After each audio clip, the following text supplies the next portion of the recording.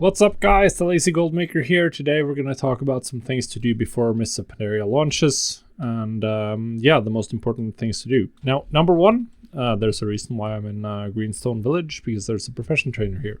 So you want to prepare your characters, and by that I mean you want to have profession alts in general. In my opinion, in World of Warcraft, to make gold, you should have at least one of every profession, preferably more. That's how you can take advantage of trends, by going hard. And then in the case of cooldowns, you can take advantage of having multiple of the same profession. To get to Pandaria professions, you need to be level 80 to be able to train the Sandmaster, Blacksmith, or similar skill from the trainer. You also need to have the trade skill level to 500. It's an advantage if you're at 525, but probably not necessary for every profession. It does vary a little bit how expensive the Pandaria recipes are going to be compared to the Cataclysm ones. And you need some way to get to Jade Forest. I don't think you can do the intro level quest at 80. But if you can get here, then you can get to the trainers and finish it. You can get a summon, or you can level your characters all the way to 85 so that they can actually access the Pandaria content through the entry level quest. Or you can get a portal to Shrine of the 7 Stars and just ride down. If you have a mage, those can get there. You can level that and use an invite trick to get a portal for yourself, or just pay a mage for a portal to Shrine and then ride down here. Now, once you've set up one of everything, another thing you can do is to have multiple characters, multiples of some professions. So if you want to level extra characters, then there are some extremely good recipes. And in Pandaria this time around, we're going to mostly care about, for the first patch, Darkmoon cards. Absolutely massive. They are a daily cooldown. Darkmoon cards are exceedingly strong. They're a very good trinket. And we've seen 30,000, 40,000 gold as the price for the best trinkets in Cataclysm. I would not be surprised to see they go even higher in Mists, because they are so annoying to craft, since you can only craft one card per day per scribe.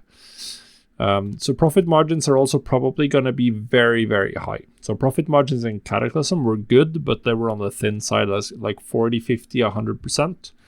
I would not be surprised to see profit margins in the 200, 300% per card on average. But you do need to craft a lot of cards to get close to the average profit. So if you can have multiple alts, that's going to make inscription a lot more valuable. Like having just one scribe is fine. Having 10 is going to make it a lot better, because then you actually have a chance of finishing decks in a reasonable amount of time, whereas if you have one, then you're not going to finish a deck in a long time.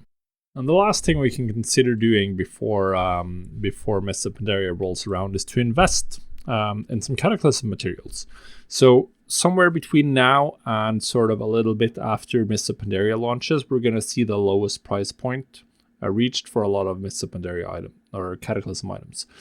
Some of them will keep value because they're used in cosmetic crafts. So an obvious example would be the Wild of the Sands, which has been consistently one of the more valuable crafts in WoW. All of the materials used for this mount is still going to be useful or valuable once we get into Mists. People might still want this vanity mount if they have a lot of gold. The same is true for a lot of items that can be used for transmog. And of course, all of the materials used to level your professions, because people are going to reroll deep into Mists, and then they're going to need all of the Cataclysm materials. And by then, no one is farming them. You also have the leveling greens that I talked about in a video on flipping them.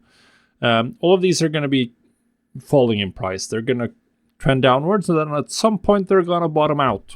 And since we're now in Mists of Pandaria times, people aren't going to farm these materials, so you can consider stocking up of them. Now, I'm not going to give you specific materials to focus on, but I mean anything that's used in cosmetic items, anything that's used in the Vale of the Sands, anything that's needed to level professions, all of those are good candidates for purchase, particularly for materials like herbs, maybe a little bit after launch is going to be the best time, because no one's going to buy consumables anymore then.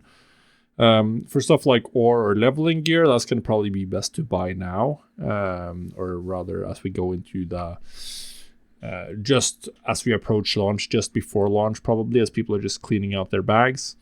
There are a lot of opportunities now. Obviously, short term, some items are going to might fall down even further after launch, so you can hold on. But definitely, there's potential value in keeping a lot of different Cataclysm items in your bags, or at least buying them when they're at the cheapest.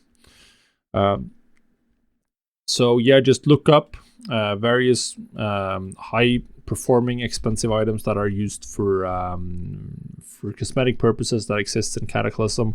Look up the materials needed, and then you have a really good idea of what you can purchase.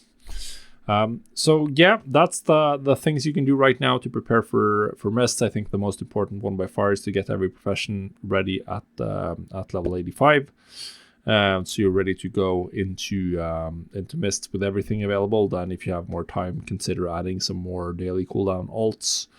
And if you have a lot of gold, then this last tip can make a lot of sense as well. So yeah, that's it, guys. Thanks for watching.